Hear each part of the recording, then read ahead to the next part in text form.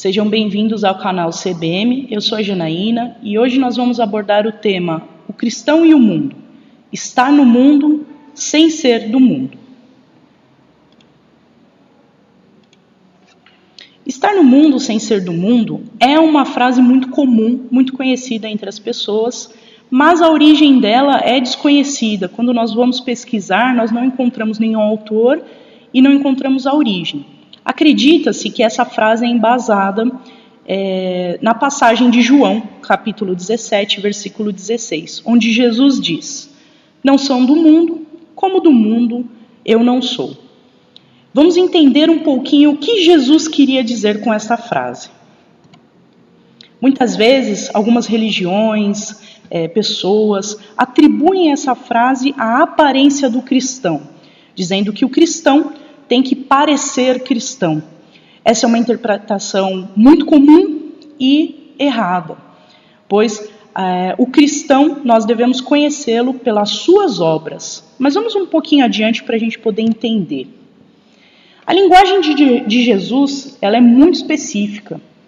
E sempre que Jesus fala, em todas as passagens, nós devemos interpretar com um cunho moral.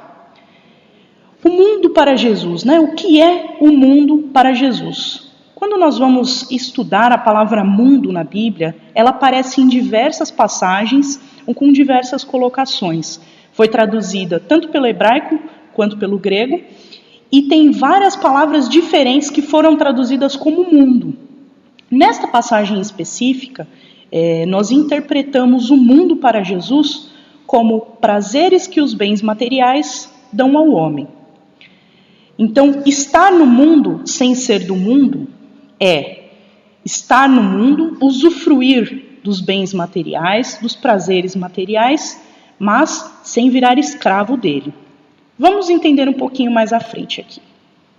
Nós precisamos do mundo material? Vamos fazer essa reflexão. Nós precisamos da nossa casa, de um certo conforto, do dinheiro, da comida. E aí, gente? A gente precisa? Precisamos, não é? As coisas materiais são necessárias para a manutenção da nossa vida material, para a manutenção do nosso corpo. Mas nós devemos entender que o uso exacerbado da matéria e principalmente dos prazeres que ela nos dá tem consequências. Então vamos ver aqui algumas consequências dos excessos. Aquilo que a gente consome demais, se a gente consumir muita comida, por exemplo, nós vamos adoecer. As bebidas, as drogas, e os jogos, tudo isso nos leva ao vício. Muitos excessos que nós cometemos acabam em alguns distúrbios mentais, distúrbios emocionais, nos afastam de nossa família e principalmente nos afastam do nosso objetivo de evolução moral. Por isso devemos entender que os bens materiais, a matéria, os prazeres que elas nos dão, é necessário. Mas precisamos entender que os excessos, e isso para tudo, gente, os excessos sempre serão um obstáculo à nossa evolução. Olha que interessante essa questão do Livro dos Espíritos. Então, vamos tentar entender como saber dosar esse uso da matéria, né? Quando que o uso da matéria ele é saudável e quando ele se torna lesivo. Questão 922 do Livro dos Espíritos. Kardec pergunta: a felicidade é relativa à posição de cada um. Certo, gente? A felicidade para cada um, ela se difere muito. Haverá, contudo, algum critério de felicidade para todos os homens? Olha que interessante a resposta que os espíritos nos dão. Para a vida material, é a posse do necessário. Repito, é a posse do necessário. Para a vida moral, a consciência tranquila e a fé no futuro. Vamos analisar essa resposta que os espíritos nos dão.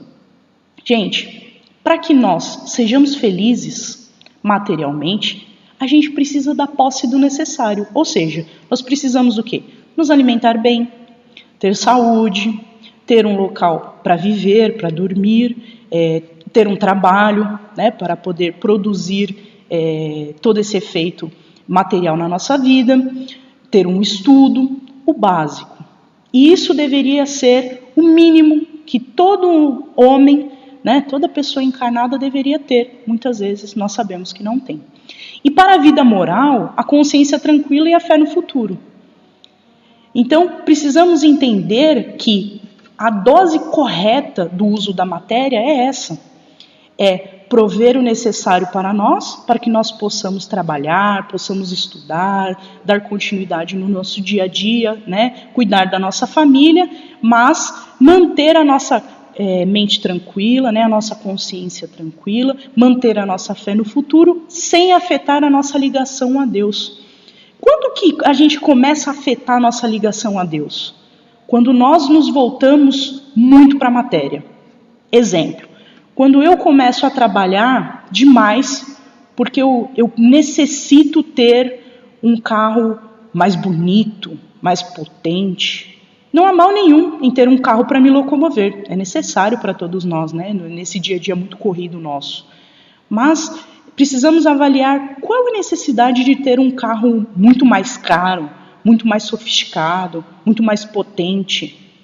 Talvez aí eu não estou virando um refém, eu não estou trabalhando demais, deixando de ficar com a minha família, deixando de estudar, deixando de ir à casa espírita, assistir uma palestra no YouTube, para ficar trabalhando. É nesse momento que nós precisamos fazer essa reflexão. Vamos um pouquinho mais aqui adiante. Nosso papel como cristão. Qual é o enfoque aqui, gente? É entender como as nossas atitudes, o nosso uso da matéria reflete exclusivamente no nosso papel como cristãos. Nós, sendo espíritas, somos cristãos e temos o dever de contribuir para a obra de Deus. Olha essa mensagem interessante que Emmanuel traz para a gente no livro Fonte Viva. Apóstolos. Os apóstolos, porém, são condutores do Espírito. Interferem na elaboração do pensamento dos sábios, dos ignorantes, dos ricos e dos pobres, dos grandes e dos humildes, renovando-lhes o modo de crer e de ser, a fim de que o mundo se engrandeça e se santifique. Gente, olha o que eles estão falando aqui para a gente. Sendo nós, cristãos, somos apóstolos do Cristo. Sendo apóstolos do Cristo, nós temos a responsabilidade de, através do nosso exemplo, da nossa conduta, mostrar às pessoas ao nosso redor como devem se portar. É como se a nossa felicidade, a nossa caridade, o nosso amor, tudo aquilo que a gente faz em prol do bem do nosso próximo, impregnasse quem está observando. A pessoa observa aquilo, vê que você está diferente. Nossa, a Janaína está diferente, uma conduta interessante, ela está feliz. Nossa, eu quero isso para mim. E aí essa pessoa ela vai ver que qual é o diferencial, né, daquele cristão?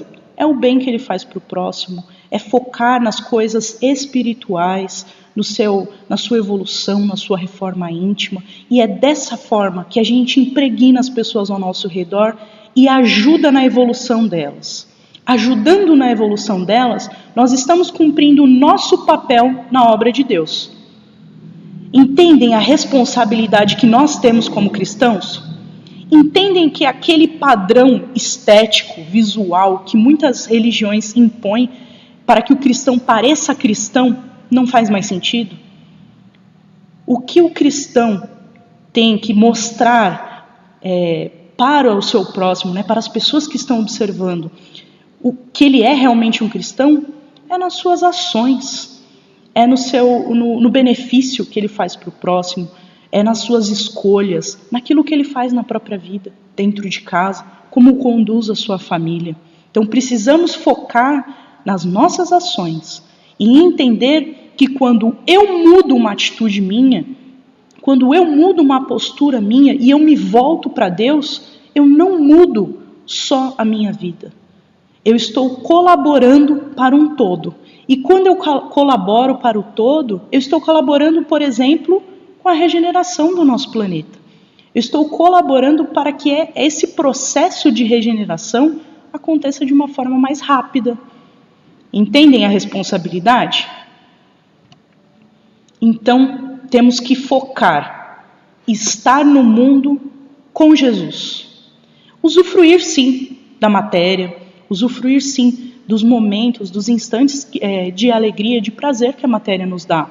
Um churrasco em família, um passeio com os amigos, ter os bens materiais, ter uma casa ajeitadinha, ter um carrinho para se locomover, ter um conforto. Sim, devemos trabalhar para isso.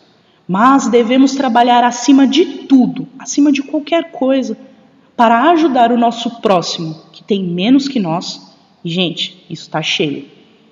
Nós devemos pensar, o que eu posso fazer para ajudar? Seja na parte material, ou seja, ouvindo o que o meu próximo tem a dizer, as suas dores. Ouvir é uma das caridades mais difíceis de encontrar. Precisamos perceber que Deus nos dá a oportunidade todos os dias de contribuir para a sua obra e que muitas vezes a gente falha, muitas vezes a gente deixa passar. Então vamos observar, vamos ver esses sinais e vamos trabalhar o máximo que a gente puder, porque a mudança não é só nossa, a melhoria não é só nossa. Nós estamos contribuindo para o todo, para o nosso planeta e assim também para a regeneração do nosso planeta. Gente, muito obrigada, fiquem com Deus e até a próxima.